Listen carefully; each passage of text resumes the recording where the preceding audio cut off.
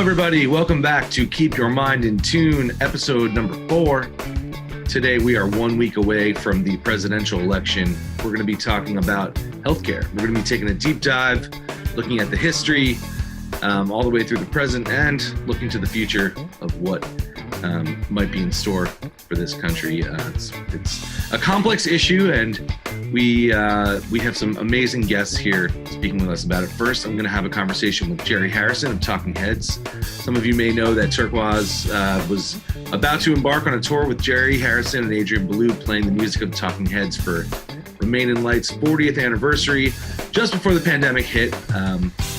And we do, of course, plan to resume once live music starts to take place again and on a regular basis and things return to normal or close to normal. But Jerry has some really good insight on the history of healthcare in this country.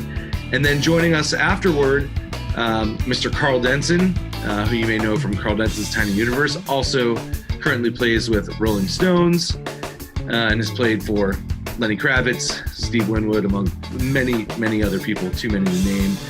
He will join Kunj and I for a conversation with BU Professor Nicole Huberfield, who focuses on health law, and that is an extremely in-depth but interesting interview. And I know some of these interviews, by some I mean all, are a little long, and we go deep on these subjects, and we hope that you'll stick with it if you're interested in the subject matter, because it really is worthwhile. And we're trying to get away from headlines and 2-minute segments on news programs that are trying to sum up these extremely complex issues. And part of our goal here is to give some nuance and some depth to these topics, which truly deserve it. So without any further ado, here is my talk with Jerry Harrison of Talking Heads.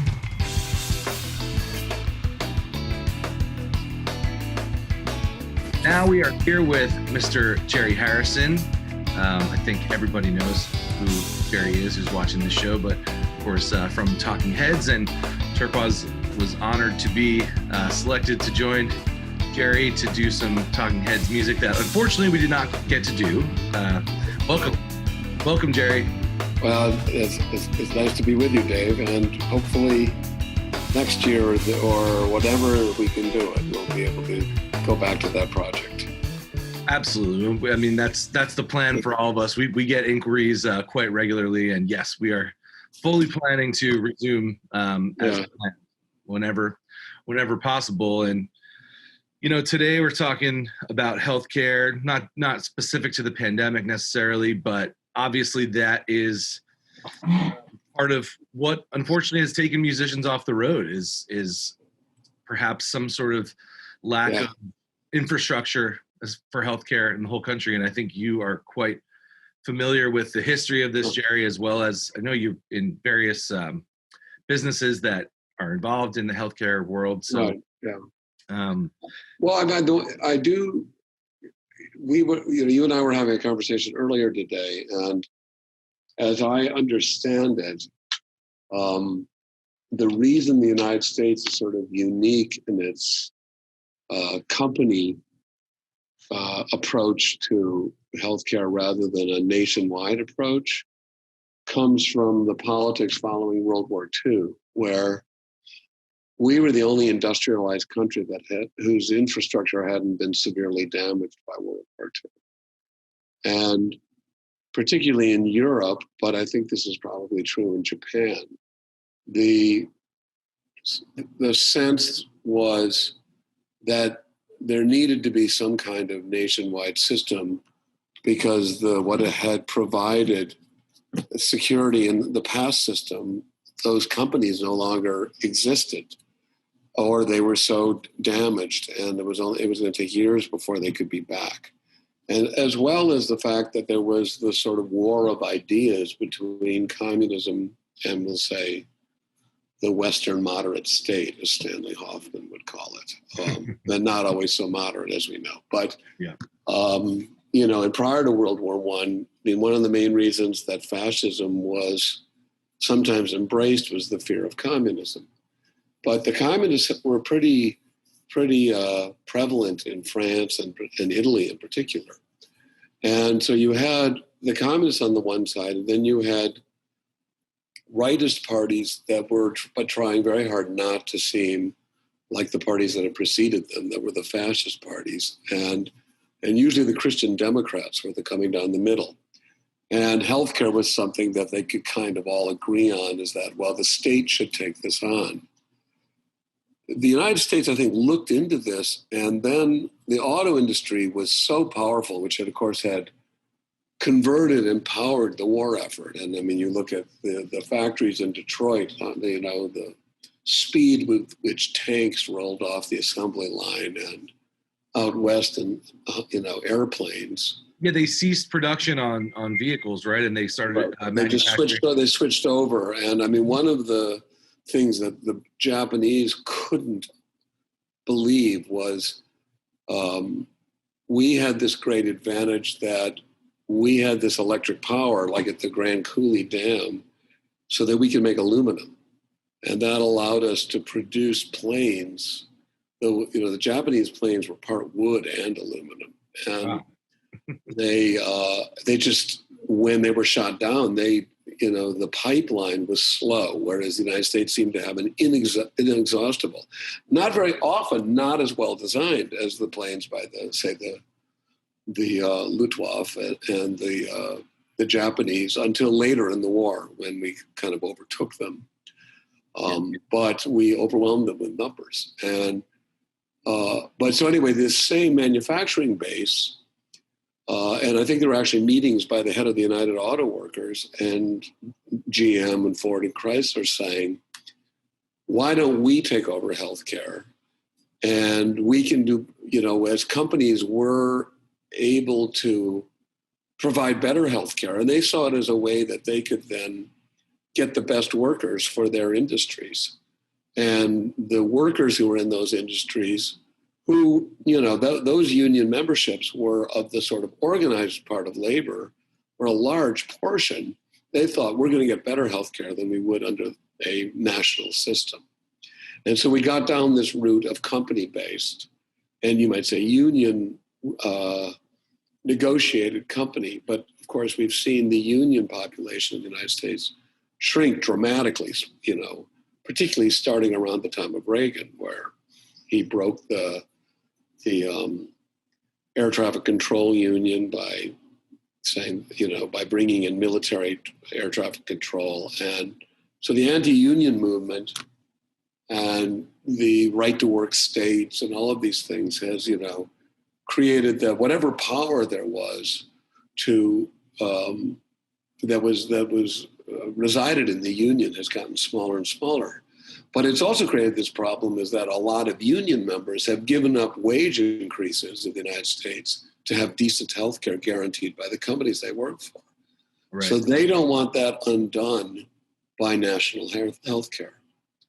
And so it creates this sort of, and we talk about Obamacare and the successes of it, but, to me, it's kind of a pig in the poke. Yeah, it's a flawed, it's a very compromised plan. And interestingly, like Richard Nixon offered a national health care plan that was so much better than Obamacare and much more complete. Mm-hmm. And of course, the Democrats thought they could get a better one and didn't take it. Isn't that the story? And here we are again. Yeah. Yeah. And so this goes on and on. I do think that the pandemic has certainly lessened the argument that that for the majority of Americans all is well, because so many people, when they were laid off their jobs, suddenly their health care was compromised in the midst of a healthcare crisis. In the midst of a healthcare crisis, and so the argument for a more nationalized system became far stronger. Yeah. And I've always thought that there's a really great, you might say, libertarian argument for national health care. And it would go like this, is that in comparison to other countries, one of the strengths and, you might say, weaknesses and brutality of the American system is the idea of the acceptance of failure of companies and bankruptcy. And so companies we have far more companies are started in this country because there is this sort of climate that says, you have an idea, try it. And if it fails, well, it failed. And there may be 4 people trying to do it and 1 succeeds. Well, that's the way our system works. And so the portability of your healthcare system and frankly, your pension plan would add to that dynamic, because you now have people not leaving jobs because they don't know what kind of health care they would get if they went someplace else, and sort of unhappily staying at a job or not challenging themselves to look for something more challenging or better. And you have companies that are also stagnant.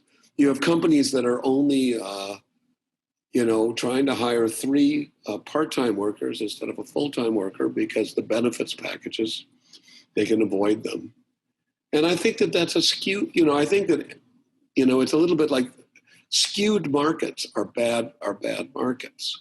And so there would be something far purer, is that anytime someone is hired, a certain, sort of like Social Security, there would be an amount that goes towards maybe health and welfare, and that's what companies do. And it's not run by a private group, and it's run there. And I also think that, we also see, I was just talking to, I've come here to Chicago where I've met a lot of doctors at Northwestern, and they were saying is that a lot of the best hospitals is that the people on Obamacare can't get into them. They just don't take them. The doctors don't take them in their practices, and they get second-rate service anyway. And having been in Italy and my wife flown by helicopter to the city hospital of Naples, I fortunately got her to the NATO hospital, but it was, there were 2 healthcare systems there. There was the public one, and then there was the private one. Right. And so, if we end up having a universal healthcare, we will have a private one on top of that. And already the HMOs and Medicare, the amount of time doctors can spend with a patient, especially in the, is so, they have to see 45 patients a day, and they have to only do 15 minutes with each patient. And so it makes the care worse. And I know a lot of doctors that just go, you just got to pay me cash. I just can't stand that anymore. I don't care what kind of insurance you have. You can have that for when you get hit by a car, but like for now. And so we have a sort of broken system. And I don't think any of these things is going to fix it 100%. But there's an awful lot of things that a coordinated system, and I think that if you look at the studies that were done at the time of, even going back to when Hillary Clinton was trying to put this together, of the differences between the Canadian, the English, the Swiss, the French, and the German systems. The Swiss and the German systems and the Dutch are far more public-private partnerships, where some of the others are far more just a public system with then usually a private one. Like if you want to get a hip transplant, or you want to opt into a higher quality. You get it quicker. You get it more quickly. England is pretty much entirely government run, though. Is that correct? It's government run, but people often, I think, have an overlay if they have the wealth to be on top of that to speed a process. Right. And I think there are doctors that only work privately there too. Right. And they also say that, if everything was Medicare for all, Medicare is subsidized by private insurance in the United States, because the hospitals and the doctors would not survive only on Medicare. One of the things that's happened during the pandemic is all those hospitals that have had to stop doing elective surgeries are going out of business. We're going to have a lot of hospital systems shutting down all across the country just when we need them. That's where their margins were coming from, right? Because that's where they were able to make up what they lost on, you might say, public care. And now if it's all public care, they're going bust. And right. If there's not a system in place to compensate them properly for it. Yeah. Yeah. And it's there, we unfortunately, and, I know that there was a friend of mine had gone to I paid a lot of money as a donator to Barack Obama, and he went to a dinner where Barack Obama said, like, if I was starting from scratch, I would definitely do a public system, but I don't want to have suddenly to say, well, these 500,000 people are going to be out of a job next week because we've transitioned to this other system. And exactly, we started at we're kind of working from where we started. We don't have the ability to start from scratch, which is frustrating because that's what like you said, so many countries kind of did after World War II, and we just didn't go that route. Well, it's almost the same thing as happens in computers. It's like one of the things that why was the PC more hackable than the Mac? Because they had to support all of these computers that went way back in time. And so they had these kind of fixes that created holes in the operating system and made them more porous. Right. And, again, it's this attempt to sort of patch something that doesn't work particularly well. And sometimes, and of course, that's that's always when a older industry or an older company gets displaced by a younger, more agile one. It's usually because the younger one can start with a new paradigm that maybe is much more efficient or takes much less work. Right.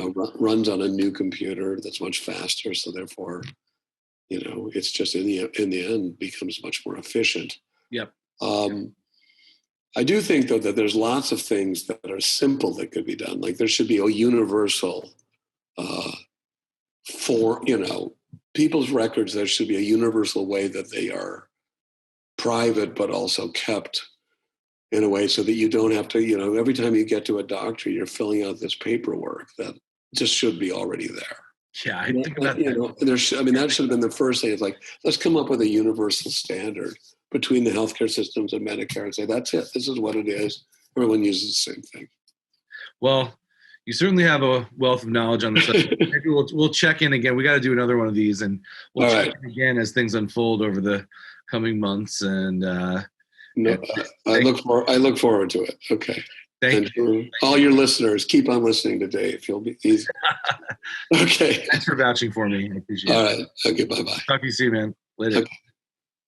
All right. We've got an incredible interview coming up. But first, here is one song from our Bonnaroo performance, Turkuaz, featuring Jerry Harrison and Adrian Belew. This is Houses in Motion. Enjoy.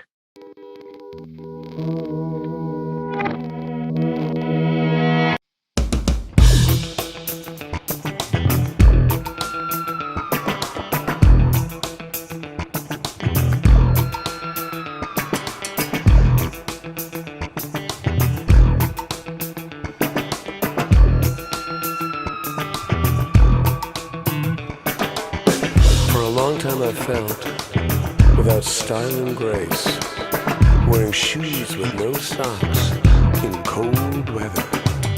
I knew my heart was in the right place.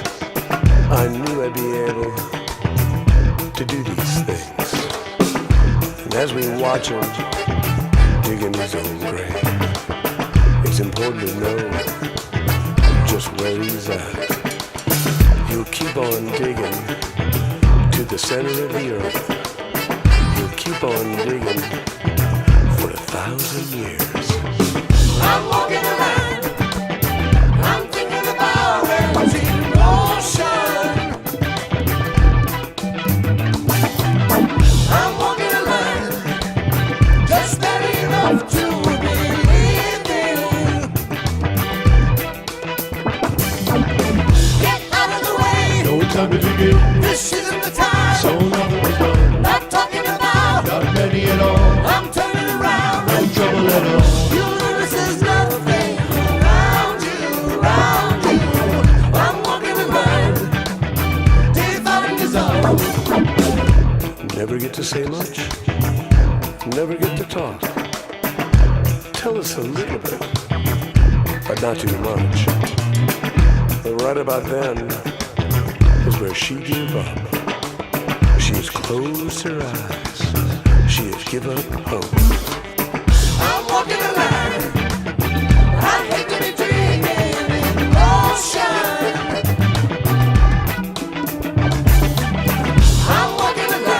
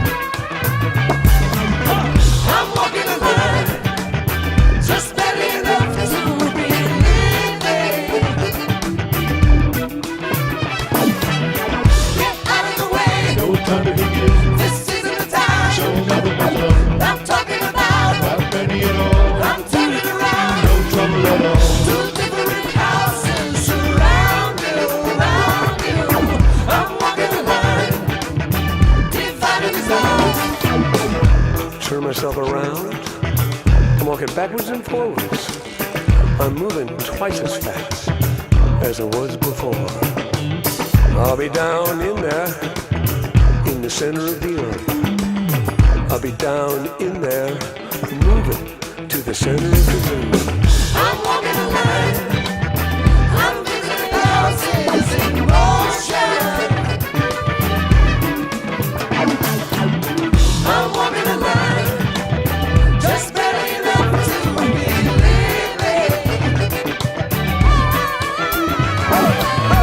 Get out of the way. No time to begin. This is the time. So nothing was done. I'm talking about. Not ready at all. I'm turning around. No trouble at all. I'm giving my fingers behind me. I'm walking the line. Dividing the zone.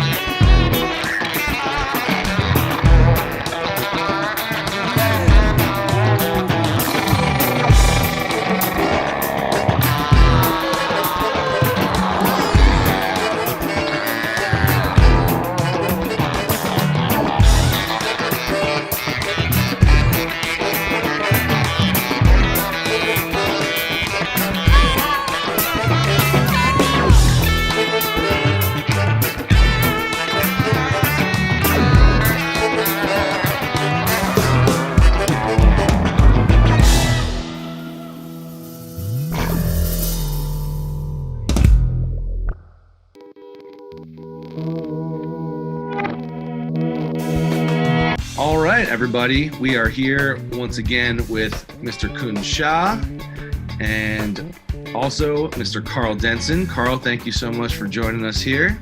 I am Dave Brandwein, and joining us today to discuss some issues surrounding healthcare is Professor Nicole Huberfield from Boston University.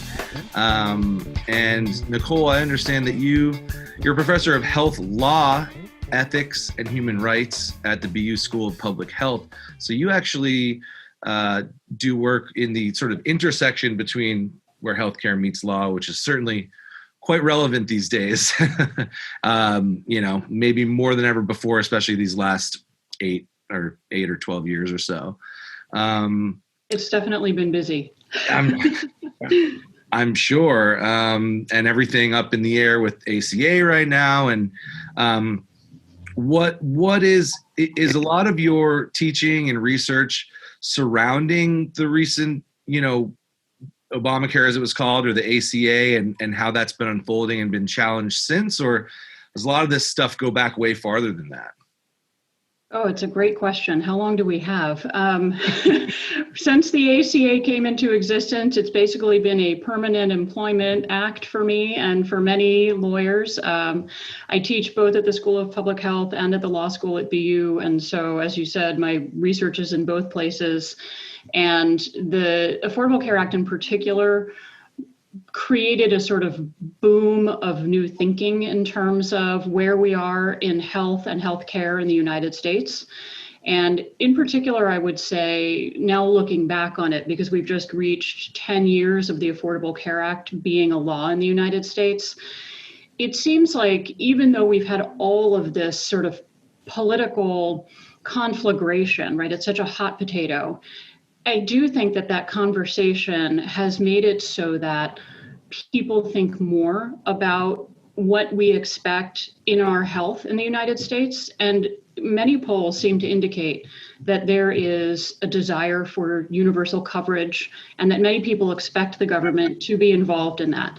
And that is really a big change. If you think about where we were in 2008 when President Obama was elected, the fact that the public option was a non-starter made it so that negotiating the Affordable Care Act was actually pretty limited in terms of what was possible. Everything had to be a piece of something that came before.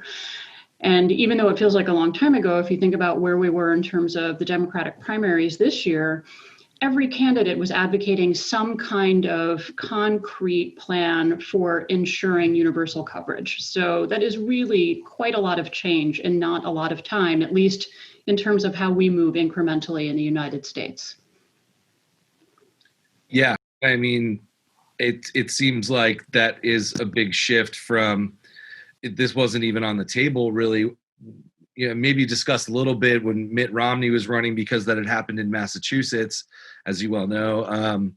But yeah, from the 8 years of Obama, and then especially with Bernie Sanders becoming such a prominent public figure and advocating so deeply that healthcare is a human right, and other civilized countries in the world do offer it in one way or another to all of its citizens. So yeah, although it is frustratingly slow moving at times, I guess public opinion has shifted on it rather quickly. The culture has kind of changed surrounding it.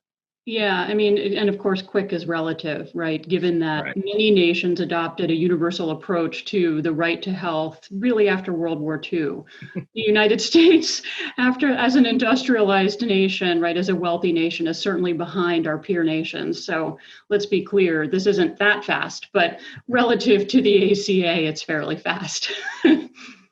So I don't want to swamp you with things that you may or may not know, but I have so many questions about this stuff because when my ex-wife, we have 3 kids, so we still have healthcare together, and she tended to lean a little more right-handed through her life. I'm a former Republican, by the way, but I got rid of that baggage a while ago. But during the beginning of the Obama administration, and we started, building towards the ACA, and you hear all this talk, and just as a regular person paying a premium every month, it goes up, and you're kind of like, damn, I'm paying a lot for next to nothing when something actually happens, or my deductible is so high in order to keep the premium down and all this stuff. And then Obamacare comes along, and we're debating it, and she's getting this information from her friends over there on the right, and I'm getting my information, and we're trying to figure out what's the best way to do it. And the premiums keep going up every year. January 1st, it's like, this is gonna be your new premium. You're like, damn, again, and so just, and I've got tons of friends, like I said earlier, who have benefited from the ACA. But from your standpoint, as a person who's kind of been in the nuts and bolts of it, what are the pros and what are the cons of the ACA? If you could like do it so that we could go, okay, this is what we ended up with. Yeah, it's a great question. And I think you were not the only one to observe that cost is still a massive problem in the United States. So let me give sort of a landscape if I can. The Affordable Care Act, if it had one goal, if we had to say it was one thing, it would have been coverage. In other words, it was clear by the time of the 2008 election that in the United States, the rate of uninsurance was increasing steadily, in part because employers were actually providing health insurance as an employment benefit less and less since really the late 1980s. That was a consistent downward trend. And the people who were losing employer-sponsored coverage were not able to get it elsewhere. Many of them were not eligible for Medicaid because Medicaid only covered really less than half of the population. Medicaid before the ACA made it so you had to be poor and something else. So poor and a child, poor and a pregnant woman, poor and disabled, poor and elderly. If you were a childless, non-elderly adult, you couldn't get in. Likewise, the smaller insurance markets, commercial insurance markets, were not very functional. The individual insurance market, the small group market, they were very expensive. Insurers would say it's very difficult to actuarially evaluate how costly or risky a person or a small group of people will be. And so they would err on the side of charging quite a lot for those premiums. And so it made it so that people were either priced out of the market or just couldn't get in any dimension. So when the ACA was crafted, all the stakeholders were at the table, but the big goal was to make it so that coverage became universal or really near universal. Because I say near universal because non-citizens were excluded. Undocumented non-citizens were permanently excluded, and certain categories of lawful non-citizens had to wait about 5 years. So setting non-citizens to the side, otherwise the goal was really universal coverage. And this was a massive change in terms of how we approach the healthcare non-system in the United States, because it really isn't a system. And the reason it was a massive change is that really the system had been a system of exclusion until that statute said, everybody gets in. We're going to make it so that these markets are more robust. We're going to make it so that Medicaid is expanded. So if you couldn't get into it before, all you need to do now is qualify by earning up to 138% of the federal poverty level. And there were sort of leveling rules put in place for the various commercial insurance markets that made it so that, for example, everyone's familiar with this one, pre-existing condition exclusions became illegal. Guaranteed reissuance of insurance became the standard. Lifetime caps were prohibited. So there were a number of practices that commercial insurers had engaged in regularly that were eliminated by the ACA. So a lot of the regulatory work of the ACA is getting everyone to be covered. And the reason is that in the United States, health insurance coverage is the gateway to consistent care. It doesn't guarantee access to care, but it is the most consistent gateway or doorway to consistent care. And so that's obviously a backwards way to think about it. If we were designing a system, we wouldn't ask first, how do you pay, right? How is the individual going to pay? Isn't the way you design a system. But right. We built on what came before, and that was what came before. So in fairness, that is the great strength of the ACA, is that its goal was to make a huge change in terms of getting everybody covered. However, really not much work was done to fix the cost problem in the United States.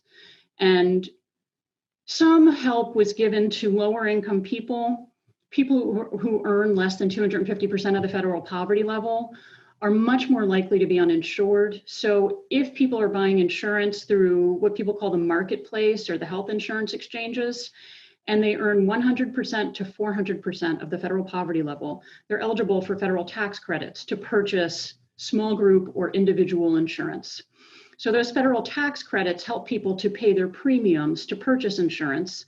And then if you earn less than 250% of the federal poverty level, you're also eligible for other cost sharing assistance from the federal government. So that dimension of affordability is addressed by the law in terms of trying to help the people who are the most likely to be uninsured, i.e. lower income people. That was addressed, but it didn't change the cost of insurance coverage or the cost of care. What it really did was provide a financial boost to people who couldn't otherwise afford the cost of insurance coverage. So you're absolutely right to observe that premiums are expensive. One thing people do is they opt for lower premiums, but higher deductibles. And that means you really have to have cash under your pillow for that moment when you or your family member gets sick. And that is really surprising to people who live in other wealthy nations. I encounter a fair number of international colleagues at Boston University, and when they learn from human resources how our health insurance plan works, they're universally stunned because the cost of it, after you've paid a premium to get that annual contract with your insurance, right? You still have to have cash in pocket to pay your deductible and to pay co-payments to see specialists and to, once you get past your annual wellness exam with your primary care physician. And you may have all of that happen at the end of the year, and then you start from scratch again the following year. So it's not even as if it has a cumulative benefit, because each year you're starting again at zero. And now for a family of four, the cost of insurance, the average cost of insurance for a family of four through employer-sponsored health insurance is around $20,000. You could get a small car for that amount of money. And that's just 1 year. You're not even getting something that lasts a while. So the cost issue is a huge issue. And before we were all diverted by coronavirus, much of the conversation coming into the presidential election was this question of cost and frustration with the outrageous cost of care in the United States. And so I would say, to answer your question, the pros of the ACA are the goal of universal coverage, which was disrupted slightly by the Supreme Court, and we can talk about that. We probably should talk about that. But the cons are that the costs remain quite high, and the cost curve has not been bent downward yet. The goal was to do that, but we really haven't gotten there. And in part, that's because the implementation of the Affordable Care Act has been disrupted in a couple of different ways. And in part, in the last couple of years, it's because the Trump administration has been openly hostile to the Affordable Care Act and has been undermining its implementation in a number of ways that have made it harder to achieve the goals of the law. So if you're someone who thinks that the ACA doesn't do much good for you, you may cheer those efforts on the part of the administration. But if you think that the goal of the ACA is important, i.e. universal coverage, then these moves, then there are a variety of different kinds of maneuvers, are quite damaging. So I have health insurance, and I have health insurance through my wife's company. I also have a bone disease called the vascular necrosis, which is a rare bone disease, and treatments for it, experimental treatments for it include hyperbaric oxygen therapy, not included in insurance, comes up to $40,000. I had gotten stem cells in the Grand Cayman Islands because you can't grow stem cells in the United States for some reason, unless you're unless you're Regeneron and you're getting that to the president and whatnot. But my costs for my medical costs almost exceed my yearly salary, and then my deductibles and my copays are also extremely exorbitant. And I even wonder sometimes, what's the point of having insurance in the first place if it's deducting at $100 and I'm still getting charged $400? This system is not working for me in any way, shape, or form. I think those are actually fairly common complaints. I'm not at all surprised. I'm sorry to hear what you're saying, but I'm not at all surprised by it.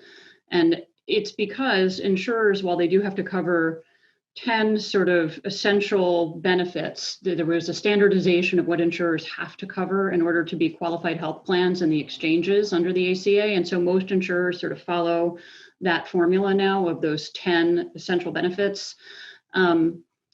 That doesn't necessarily mean they would have to cover a more unusual form of treatment. And of course, stem cell research is its own thing because there's such controversy over the use of fetal stem cells for stem cell research. And that is an area where there is no federal law pertaining to the use of fetal stem cells. It swings back and forth by executive order from administration to administration.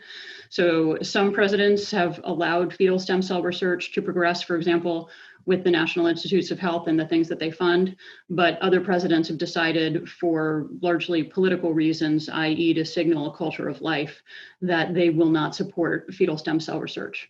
So you can get stem cells from adult cells, but they're not the same as fetal stem cells, which have the potential to be almost anything. And that stem cell research is what people think is potentially most promising, but also is the most restricted in most presidential administrations. for religious reasons, I think largely, right? Or their Yes. voter-based religious. Right.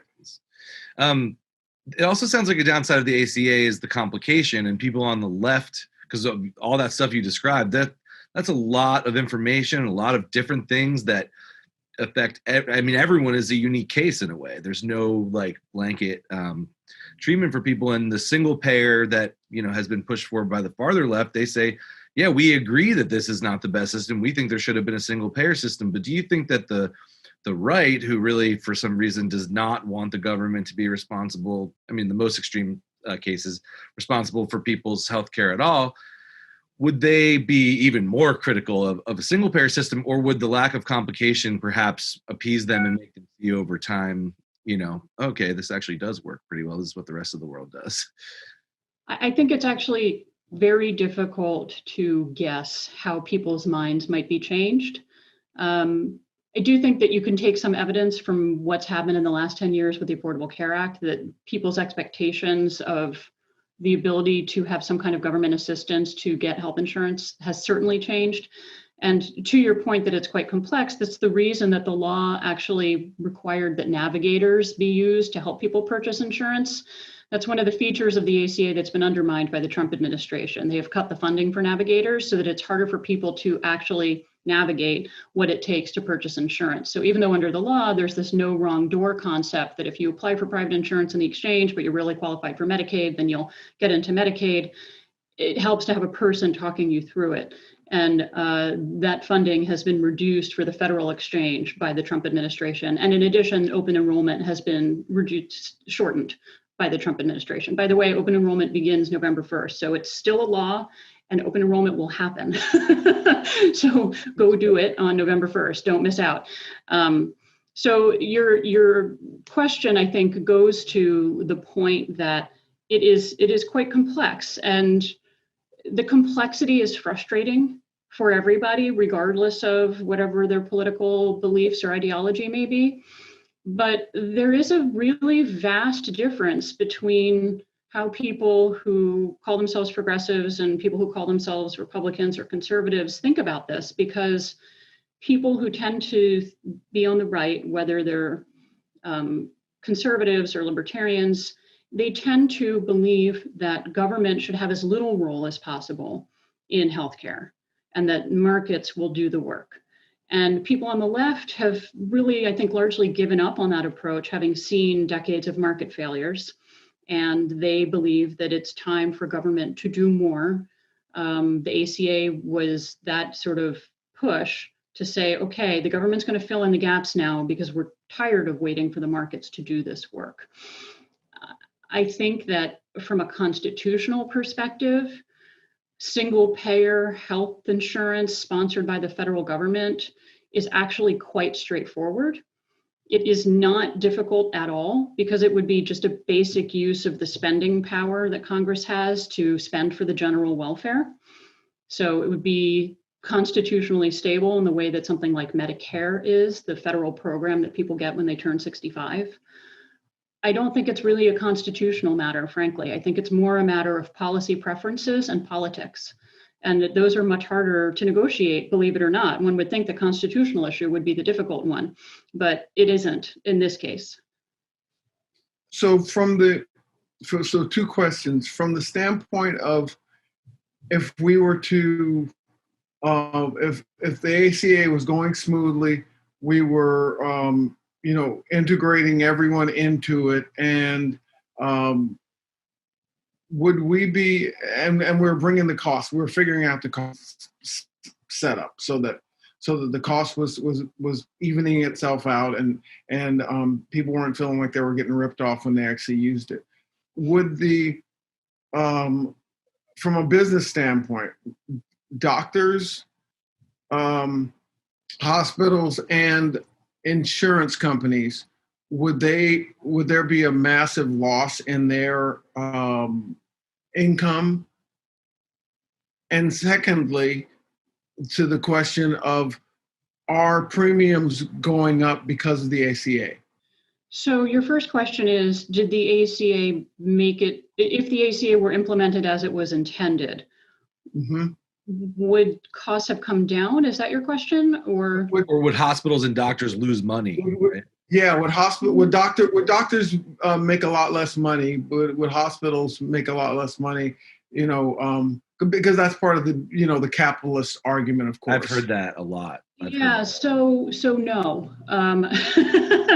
And so let's talk about what the ACA was meant to be for a minute. As I said, the Medicaid expansion was supposed to cover everybody who couldn't get into employer-sponsored insurance or couldn't purchase on the exchanges. And states challenged the constitutionality of Medicaid expansion, claiming that it was unconstitutionally coercive for Congress to require states to expand Medicaid with such a large category of people. The Supreme Court agreed in the 2012 decision called National Federation of Independent Business versus Sebelius, the first Supreme Court decision on the ACA. And what the Supreme Court held was that the requirement to expand Medicaid was unconstitutional, but the remedy was to allow states to choose whether to expand Medicaid or not. And over time, states have chosen to expand Medicaid. We're now at the point where 12 states still have not expanded Medicaid. They are some of the states with the highest uninsurance rates in the country, including Texas, Florida, and Georgia. They account for millions and millions of uninsured people. And because of this, we can see what it looks like to have the ACA operate as intended in some states, but not in others. And in the states where Medicaid expansion actually has been implemented as intended, there's more than 400 studies now showing the variety of benefits that come from having this full implementation of the ACA. And in particular, that foundational expansion of Medicaid as sort of the base of a pyramid of insurance options. I mean, really, employer-sponsored insurance is the base because most people, the slight majority of people, get their insurance through employer-sponsored coverage. But Medicaid expansion is actually a financial base in some ways because when people are not covered by any form of insurance, they are not costless in the system. They show up in the emergency department. Maybe it's someone who has asthma, but they're having respiratory distress. And so they show up for the care that they need in the emergency, but the asthma remains largely untreated. So we could be dealing with simple problems more efficiently, but rather because people don't have insurance, they don't seek things like primary care, and they wait until they have a really dire problem, and then they show up in the system. And states tend to have ways to pay for what we think of as charity care, i.e. care for people who are not covered. And the states have lost money on charity care. In other words, it's expensive for them to cover that. And so what we see in Medicaid expansion states is that it has actually been, if not budget neutral, budget positive for every state that has expanded Medicaid. In other words, this has been a stabilizing force for state budgets and also for the hospitals in Medicaid expansion states, and especially rural hospitals. If you were to look at a map of the rural hospitals that have closed in the last decade, almost all of them are in Medicaid non-expansion states. They're missing that form of financial support that is predictable. So even though Medicaid doesn't pay as well as commercial insurance and doesn't pay as well as Medicare, it is a form of predictable payment. And so if the law were implemented as designed, rather than post NFIB, states can opt out, what you would see is actually more financial stability in the healthcare industry. And I just can't see how people are arguing that healthcare providers would be losing money. It just doesn't add up for me based on the evidence. So the second part of your question, remind me what the second part of your question was? I keep hearing this from the right that because of the ACA, that's why premiums have been going up even faster. Which my experience is not that. My premium has not been going up any faster than it was going up before Obamacare came into existence. But is that a complete fallacy? That is not an evidence-based assertion. The evidence is that the ACA, initially premiums spiked a bit, and in the marketplaces in particular, people who were buying individual and small group plans experienced fairly high premiums because insurers didn't know how to key their pricing. And so they sort of overshot on what they thought it would cost to cover people in these newly robust insurance markets. But the premiums came down after that initial spike, and they've been relatively steady ever since. Honestly, the thing that has been destabilizing for commercial insurance has been Trump administration policies that have created uncertainty for enrollment for commercial insurers. So a couple of examples of that. Giving a regulatory positive policy note to short-term plans and saying that they're worth buying when in fact they're really largely junk insurance. Or when Congress enacted the Tax Cuts and Jobs Act at the end of 2017, zeroing out the penalty for failure to carry health insurance for the individual mandate. Some people took that as a signal that they didn't have to buy insurance. And the evidence so far is that most people are still buying insurance. But if people leave the markets, then premiums will go up because you have fewer people in the risk pool who are healthy and not using the insurance. That's how all insurance works. You can't buy auto insurance in the moment that you have a car crash. You can't buy homeowners insurance in the moment that your house catches on fire. Likewise, in healthcare, the goal is to not have people purchase in the moment that they get sick. And so if people leave when they're healthy, then they are affecting the risk pool and making it so that premiums would rise if they are waiting to purchase insurance until they know that they have a problem. So premiums have not gone up because of the ACA, but it is hard to say long-term what will happen with the zeroing out of that penalty for the individual mandate. The individual mandate is still part of the law, but the IRS has a $0 penalty for it. And that's actually what's before the Supreme Court next month on November 10th in California versus Texas. Right. I never thought of that. The fact that, to have a car, you need car insurance. To have a body, you should be able to have health insurance. And I just want to basically ask the same question Karl did about doctors, hospitals, and, insurances losing money, but not in the case of the ACA, but in the case of universal health care. I was going to ask this because the person who told me that they have a client of theirs as a hospital and the people at the hospital were telling them, man, if this goes through, universal healthcare, the way Sanders was talking about it, we're done. We're screwed. And I thought that was the manufacturers and the drug companies that would get maybe less money, but not the hospitals and the doctors. But my second question is, are these insurance companies' premiums that, you said that there was a spike, is there any regulation to that? Is the government regulating, the cost of how much these insurance companies are able to charge, their customers? Because I feel like that could also make a difference. I mean, if all of a sudden there's the ACA goes into effect and they all say, okay, well, let's raise our premium so that, the population goes, this is horrible for us, let's get rid of it, then that's one way to, kind of trick the population into thinking it's not for their best good. I come from a family of dentists and they go back and forth on whether they think universal dental or healthcare would be beneficial or not beneficial for their practice. And they sometimes, most of the time, they go, well, more people will come in, and more people will get a lot of their issues checked out. I'm going to take your second question first because it's the easier one to answer. So insurers that are qualified health plans have to abide by what are called medical loss ratios that were created by the ACA. And those medical loss ratios make it so that insurers have to spend a certain amount of the money that they make on actual medical costs, not on administrative costs, meaning paying CEOs and marketing. And so those medical loss ratios, to a degree, have the effect of regulating what's being charged. The ACA also requires what's called community rating, which means that everybody basically gets charged the same amount. So instead of saying, well, you have a unique medical problem, and so you're going to have a premium of $100,000 a year, but you look like a healthy white male, and so you're going to have a premium of $10,000 a year. Those practices are eliminated by insurers that comply with the ACA. So there are some rules about how insurers can determine their premiums. And they have to run their premiums, especially the insurers who sell in the marketplaces, they have to run their premiums by the government. So it's not so much the government sets the premiums, but rather has rules about how they get set.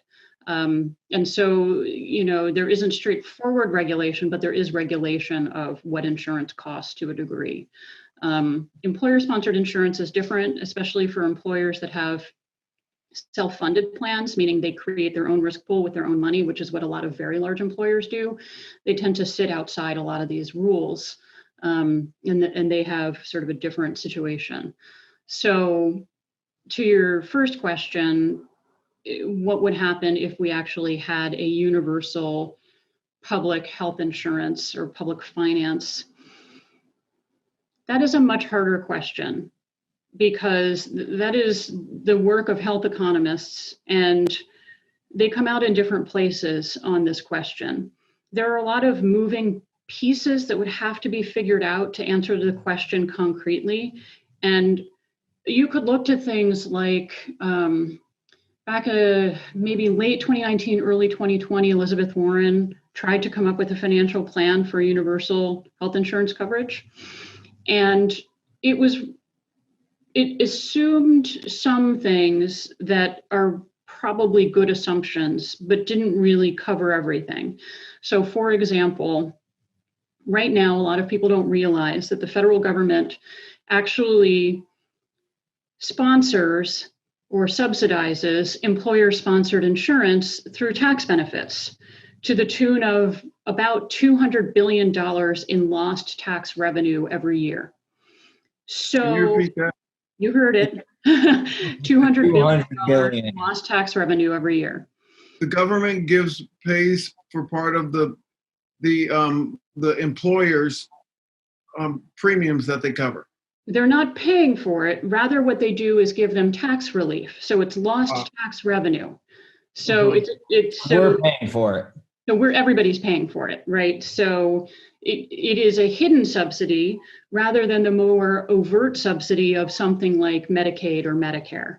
And those kinds of hidden subsidies tend to be forgotten when people talk about what it would cost to have universal health insurance coverage. Because if we were to take that money and capture it, that could be turned into something that could fund the remaining 50% of the people who don't get public insurance. Because once you account for Medicaid, which covers nearly a quarter of the population, hovers somewhere around 23% of the population. Medicare covers somewhere around 20% of the population. The smaller federal programs like VA, Indian Health Service, right? And then you factor in what the subsidy is, right? There are some who calculate that the federal government is already funding, either directly or indirectly, at least 60% of health expenditures in the United States. Wow. But it's so inefficient that it's difficult to do a very straight accounting for how all of that occurs, in part because some of it is these sort of hidden tax subsidies. So you have to factor in those kinds of indirect methods of funding commercial insurance, employer-sponsored insurance that could be shifted to one concrete public insurance that is for everyone at birth to death, right? So it would be administratively simplified. Medicare and Medicaid are administratively less expensive than commercial insurance. Now they are run on a shoestring, so it's not to say that they do it exactly right either, because frankly, they could probably use some more people, but they have a significantly lower set of administrative costs, in part because they don't do things like all of the paying of very expensive CEOs and CFOs, and they don't do the things like, a lot of expensive marketing to make sure people buy that particular plan, right? Sure, the government engages in marketing, but not nearly to the same cost. So the administrative costs would arguably be lower, and you would be able to capture some of the money that shows up in other places to direct it to one particular sort of consolidated program. And then, of course, people like Elizabeth Warren tend to point to things like the fact that we don't actually do a very good job of collecting the taxes we're due. And if the IRS were to go after some of the known tax paying shirkers, corporations that don't pay like they're supposed to, high income people who don't pay like they're supposed to, you wouldn't really have to change the Internal Revenue Code, but rather just be better at collecting tax revenue that's due. Her point is we actually have ways to find the money and we're making choices not to do it. I So, actually, I actually have a friend who's, at one of these. He just became, he just started working at one of the top law firms in New York City, and he was interested in joining the white collar crime division there. And they said, actually, for the past 4 years, we haven't really needed to defend any companies. The Trump administration's so pro-business that we actually don't need any more lawyers in this division because everything's just been so pro-business. But I also had a question about, countries like France. They're 77% funded, almost universal healthcare. And when I went to the Mayo Clinic to finally try to get some answers last year on my shoulder, and those are the best doctors apparently in the country, and one of the doctors had a fellow with him, and the fellow was from France.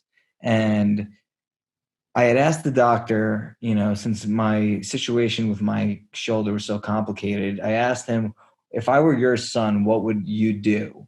And he said, I would send you to this fellow's father in France and get you the pyrocarbon that's not yet approved by the FDA in France, and then bring you back here. And that's what I would do. So I know we're debating whether or not its premiums are going to go up, or prices are going to go down, or how it's going to affect insurance companies, but it is working around the world, and their healthcare is arguably better. I'm still waiting on things to get approved here for my health that are approved in Europe and working 100 times better.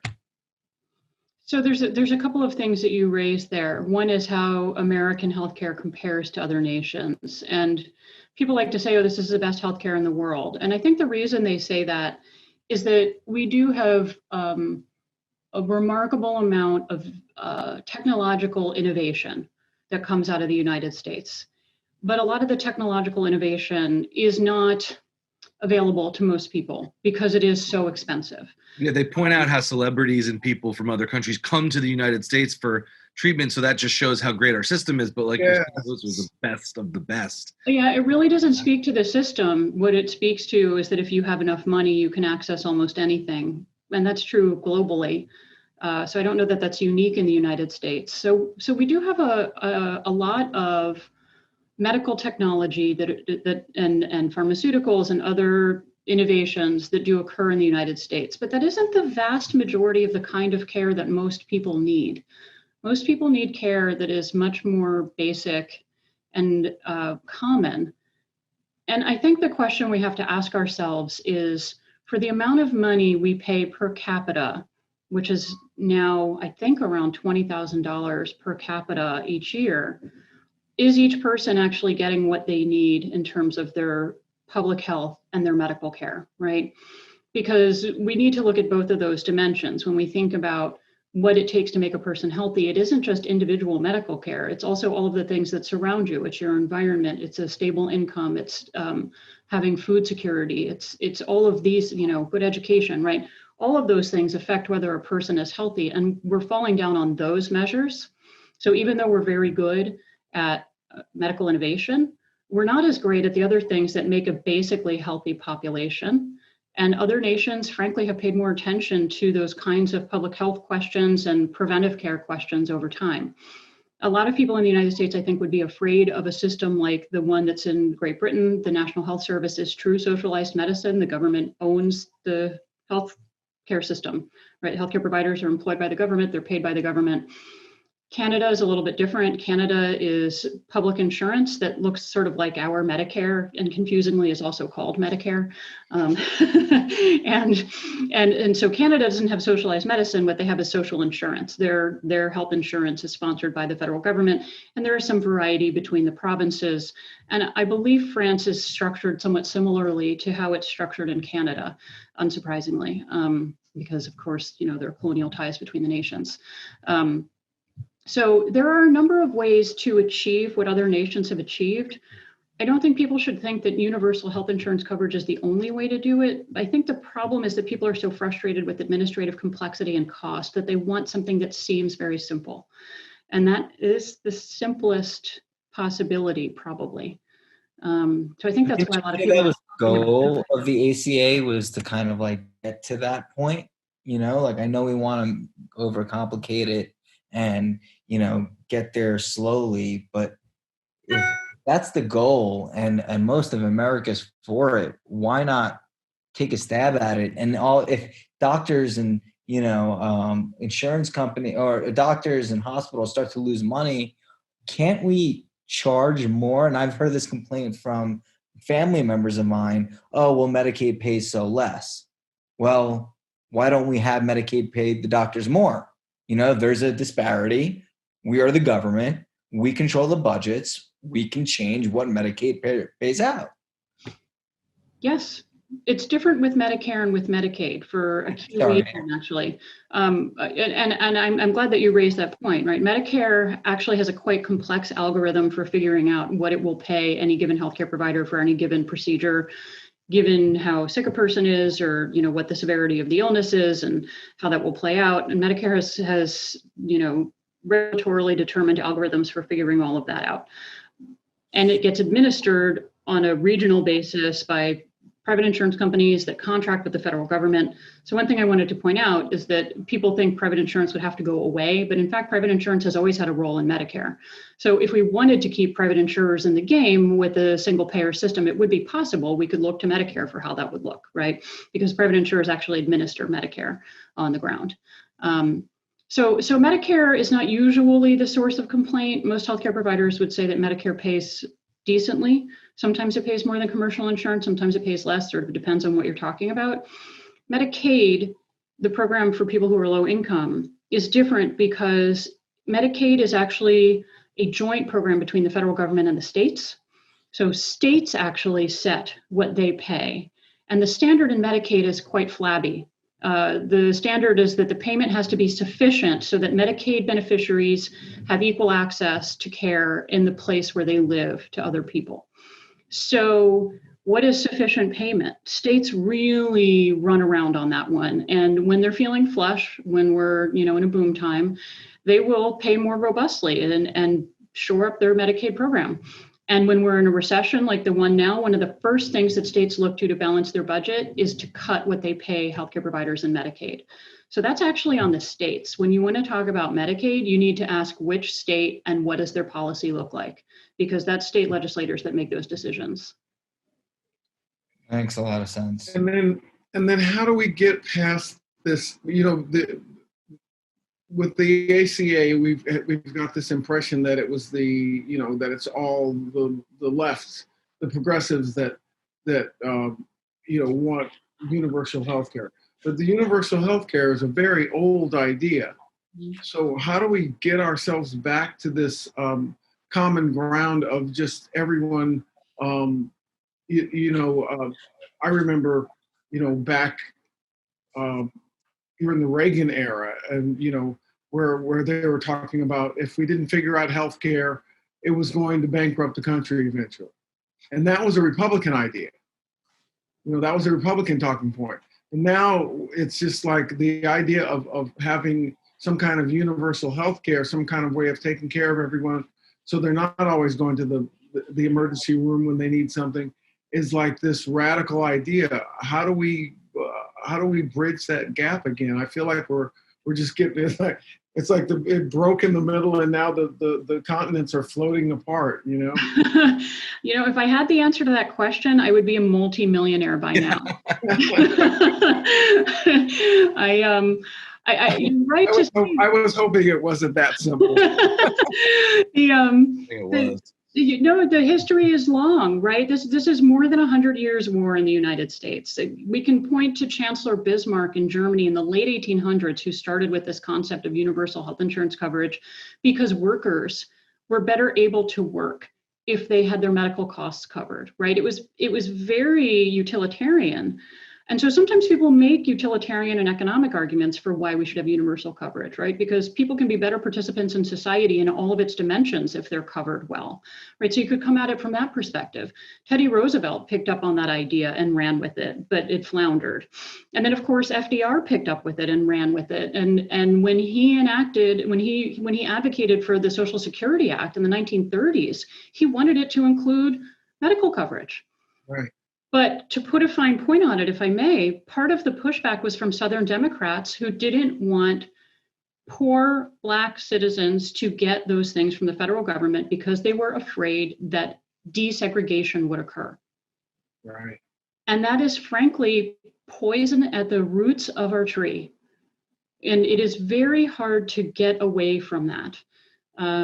And so when the Social Security Act was first enacted, it excluded agricultural and domestic workers because that was the grand compromise.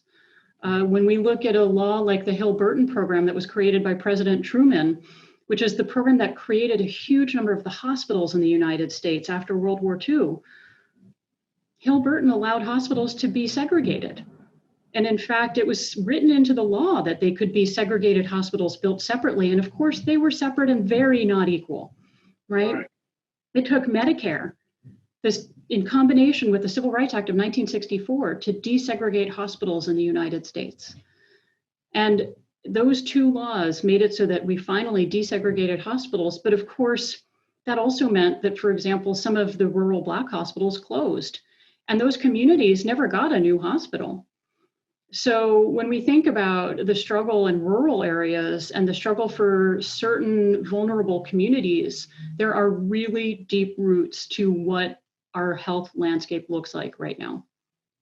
And even with desegregated hospitals, it doesn't also mean that people are getting the same treatment, because I think there's been a lot of studies that show that patients of different backgrounds and ethnicities are prescribed things differently, they're treated differently, they're believed by doctors differently. So that's an ongoing thing as well. And I would feel remiss not to bring this up just in the midst of all the current events, you know, since you are, in addition to health law, you deal with ethics and human rights. I mean, between coronavirus of disproportionately affecting people in lower income areas, the ACA being possibly on the table to be removed with a new Supreme Court justice, as well as Roe v. Wade.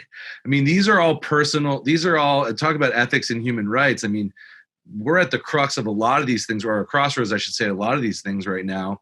And let's say if some of these things get struck down by the Supreme Court, is there recourse? Can there be further lawsuits, or that's it? It's over. It's done until some brand new case comes up. How much time do we have? 2 minutes or less, please. It just depends on how much time you have. So, So- I have a few questions as well. So. Yeah, it really is how much time you have, honestly.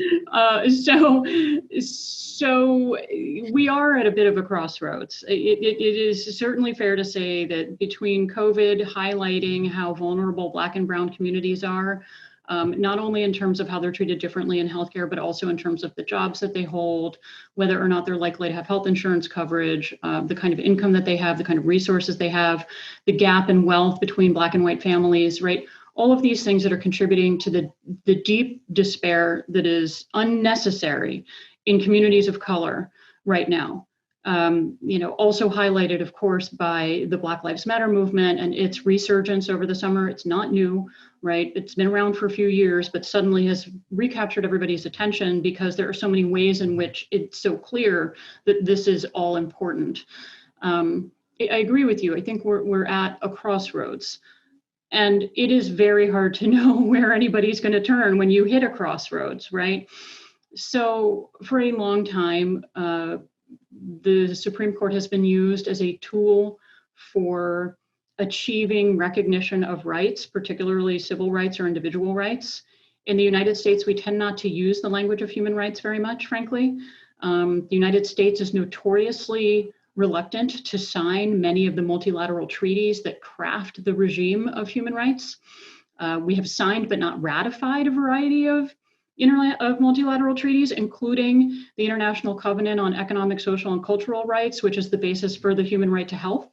And so we are behind as a nation. And in part, it's because we assert American exceptionalism, right? Oh, well, our Constitution covers that, so don't worry about us. We don't need to abide by those treaties, is sort of the common story, right? And of course, that isn't really true. I mean, there are dimensions in which our Constitution is absolutely unique and worthy of study, and we can have a different conversation about that. But to stay on point here, when legislators, when the political branches have been slow to act, many have looked to the courts for justice. And there have been, well understood strategies on the part of people like Thurgood Marshall and Ruth Bader Ginsburg, who ultimately made it to the Supreme Court, who facilitated an understanding of equality and of individual rights that was itself universal in much the way that human rights are meant to be. Because you're a human, you have certain rights. That's what human rights are. And if we have a court with a different balance, which we are very likely to have if Judge Barrett is confirmed, and it looks like she will be, then there are a number of health-related questions that are certainly up for grabs. As it pertains to California versus Texas, the case that's before the Supreme Court this term, this is, we've all lost track. It may be the 9th or 10th time that the ACA makes it to the Supreme Court. I thought it was like 14 or something. Yeah, I think it's 10, but this is the third challenge to the entirety of the law, and the second major constitutional challenge to the law. But legal scholars of all stripes agree that it is not a reasonable interpretation of the law to say that the entire law should be struck down if one part of it fails. So that's really what's at stake in this case. Even if Congress can no longer exercise its taxing power to have an individual mandate because the tax has been zeroed out, that is the penalty for not carrying health insurance coverage, there is another 900 some pages to the law that does all kinds of things. It makes it so that young people up to age 26 can stay on their parents' insurance. It makes it so that people who are in Medicare have lower cost drugs so that the donut hole doesn't exist and they don't run out of coverage for their pharmaceuticals. It makes it so that Medicaid expansion exists. It makes it so that we have a special public health fund that is supposed to help us in times like this when we have a pandemic going on, right? There are a number of things that the law does, in addition to the things we talked about earlier, protecting people with pre-existing conditions, guaranteed issue, all of those changes in commercial insurance, right? And it is not usual for a court to rule that a law of this size should be entirely struck down because one piece of it is problematic. So this is the issue that is called severability. Is the statute severable? Excuse me, what's the piece that they say is problematic? Is it the individual mandate that Trump keeps touting? What is the individual mandate exactly? So the individual mandate is the requirement in the ACA that everyone has to carry what's called minimum essential coverage. That's the law, the language of the law.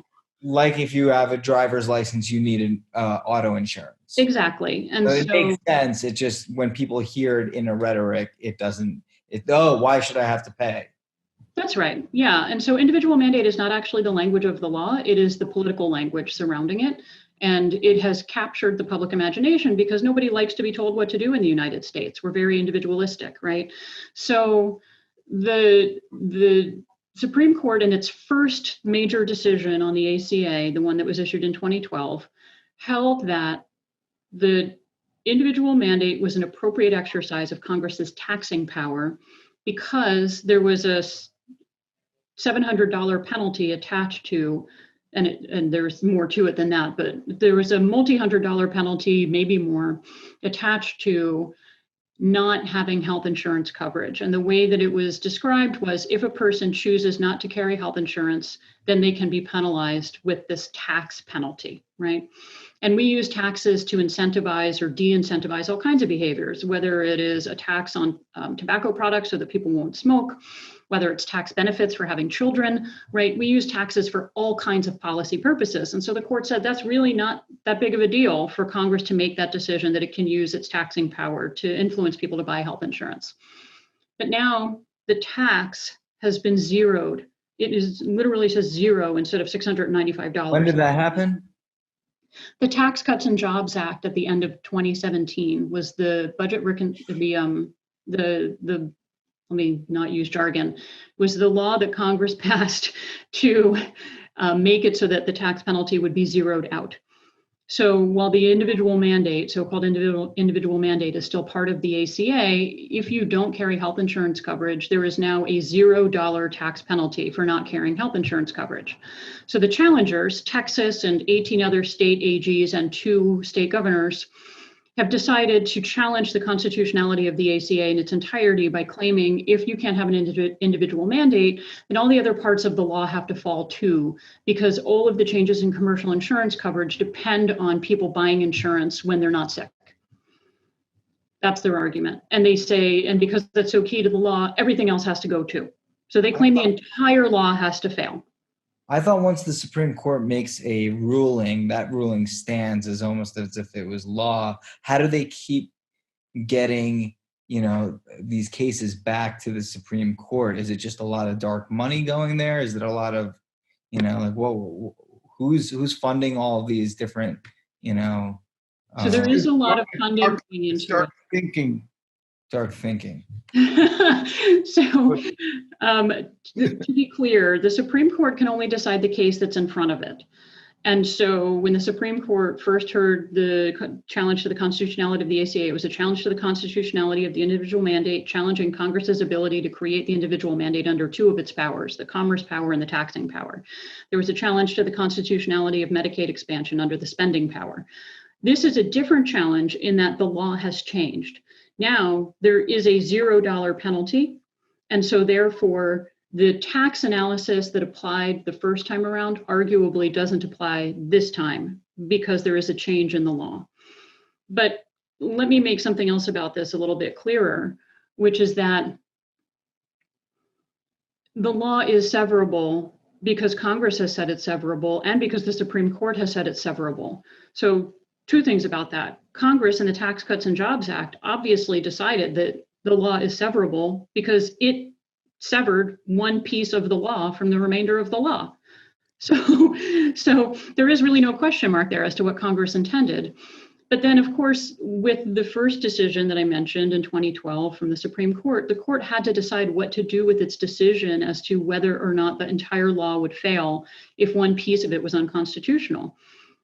And the court decided that the law was severable by saying states can decide whether or not to expand Medicaid and not striking down the entirety of the law. So there is no question mark over severability, but this is the issue that's been raised by Texas and the other states.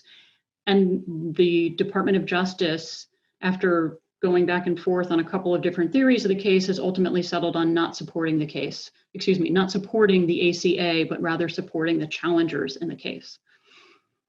Why is it that like the new rhetoric from the far left is Medicare for all? Like, is that the only option for universal healthcare that we have? Because I feel like there are a few flaws in Medicare in itself, but I feel like universal healthcare is a way more, it's an easier sell to the population. Yeah, so I actually write about this in a paper where I quote, do you remember The Princess Bride? Remember Vizzini? That word does not mean what you think it means, right? So when people say Medicare, I think they mean a lot of different things. And I think what it is, and Bernie Sanders was pretty transparent about this actually when he first started using this phrasing. They are trying to build on the political popularity of Medicare. Medicare is almost a political third rail, right? Nobody wants to touch Medicare because everybody wants to make sure that the nation's elderly are protected. And so Medicare for all is really a political catchphrase, but not an accurate phrase for what these bills would truly do. Because that scares doctors and dentists, because I know Medicare doesn't really pay as much as regular insurance, which pays 2 or 3 times more than what, some of these services cost sometimes. Yeah, dentists are their own thing. Dentists like being a cash business and have successfully lobbied to largely not be part of commercial health insurance. So You have to opt in, right? Yeah. mm-hmm. And I just want to point out, regardless of if someone takes a libertarian standpoint of, you can't tell me that I have to buy something or I have to pay for insurance. It does strike me kind of funny because both classic sort of portrayals of someone really right-leaning who is against it. One is somebody who's already paying for their own health insurance anyway, and is actually paying more for people who are uninsured, like you said, that have to inevitably get covered out of state money or however that people who show up at an emergency room. And so they actually are paying, they're subsidizing the people who are uninsured. And for the people who are, very low income, but are, more libertarian leaning and don't want, hey, you can't tell me what I have to do. They're actually getting a much cheaper way of being covered, whereas something catastrophic happens to them, their entire family could lose their home, go into debt. It seems crazy to me, regardless of even legality, just from a sheerly logical standpoint, that people don't stop and think about the real financial implications of not being, of a majority or a large number of people not being covered. It would be economically disastrous if most people did not have health insurance, because statistically speaking, 98% of people need healthcare within the 5-year period. So you can't assume people aren't going to need care. I also think there's a philosophy, a philosophical argument from, the idea that I work hard, so I take care of myself and I don't need the government to help me out. But at the same time, the money that you're not allowing to help people of your same strata, it usually ends up going back to somebody who doesn't need it. That we end up wasting money by allowing it to stay either misused in our taxes or the taxes that big corporations don't pay or health companies don't pay. And but we have there's this I work really hard idea, so I'm too proud to take any help, so you end up not helping other people. And I think that's kind of the thing that I feel like we have to break down, maybe with the history lesson that we were talking about earlier, of how the actual system works and why it's the way it is. And, that it was the doctors that lobbied the hardest against universal health care back in the 40s so that they weren't going to lose any money. But the regular people out there, it just, sometimes they vote against themselves and it boggles the mind.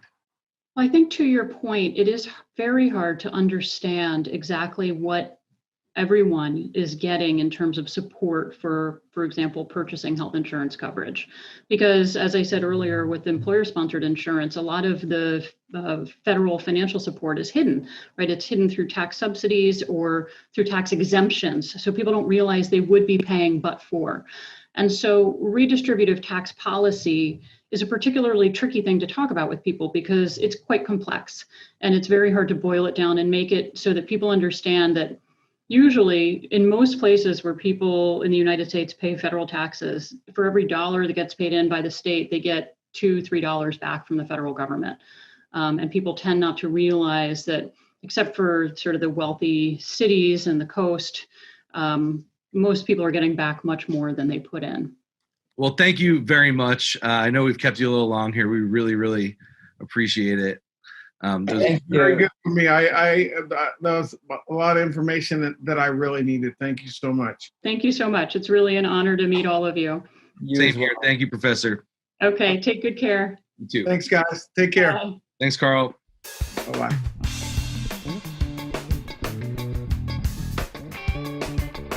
All right, everybody. That's all for episode 4. Thank you for joining us on this deep dive on healthcare. We hope you learned something. I sure learned a lot, and we look forward to seeing you on Thursday. Until then, stay safe and keep your mind in tune.